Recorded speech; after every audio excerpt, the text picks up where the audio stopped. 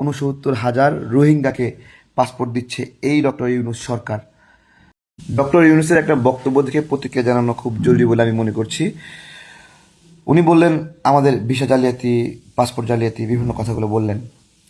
গণঅভ্যুত্থানের পরে আবদুল্লাহিল কাফি, তিনি একজন পুলিশ অফিসার ছিলেন।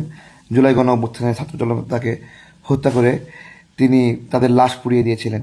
তিনি দেশ থেকে পালাচ্ছিলেন। পালানোর সময় তার পাসপোর্ট তিনি পরিবর্তন করেন এবং তিনি সিটি কর্পোরেশনের ঝাড়ুদার হিসেবে নতুন পাসপোর্ট নেন। সেই পাসপোর্টটা সকালে 11টায় আবেদন করেছিল, বিকাল 3টায় পেয়েছিল। তড়িঘড়ি করে তাকে পাসপোর্ট অধিদপ্তরের এডিজি তারা তাকে পাসপোর্ট দিয়েছিল।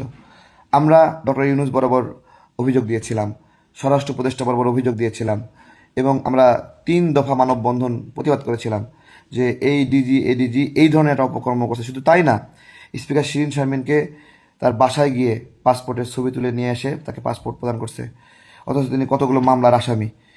উনি বিরোধী রাজনীতি করেন বা এরকম, কিন্তু আমি বলতে চাচ্ছি ডক্টর ইউনূস অভিযোগ করলেন আমাদের প্রবাসীদের উপরে। পাসপোর্টে জালিয়াতি আমাদের প্রবাসী ভাইরা করে। একজন প্রবাসী ভাইয়ের একটা ডকুমেন্টস প্রয়োজন, সরকার পারে না খুব সহজ করে তার জন্য। তাকে মায়া দিয়ে একটু দিতে পারতো না? ইউরোপে কত প্রবাসী পাসপোর্ট বঞ্চিত, সরকারের দায়িত্ব ছিল না এগুলো সমাধান করা?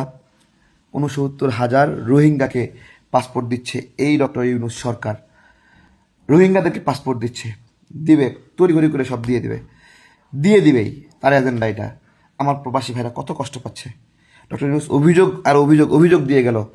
এই যে একটা বক্তব্য দিল যে আমাদের প্রবাসীদের ভিসা জালিয়াতি, পাসপোর্ট জালিয়াতি, তা এত বড় একটা অভিযোগ, এরপর থেকে আন্তর্জাতিক পর্যায়ে আমাদের প্রবাসী ভাইদের লুঙ্গি খুলে চেক করবে, এরকম একটা অবস্থা হবে। অনেকে এটাকে সহজভাবে নিয়েছেন, আমি এটাকে রাষ্ট্রের নির্বাহী জায়গা থেকে এটা উনি নিতে পারেন না।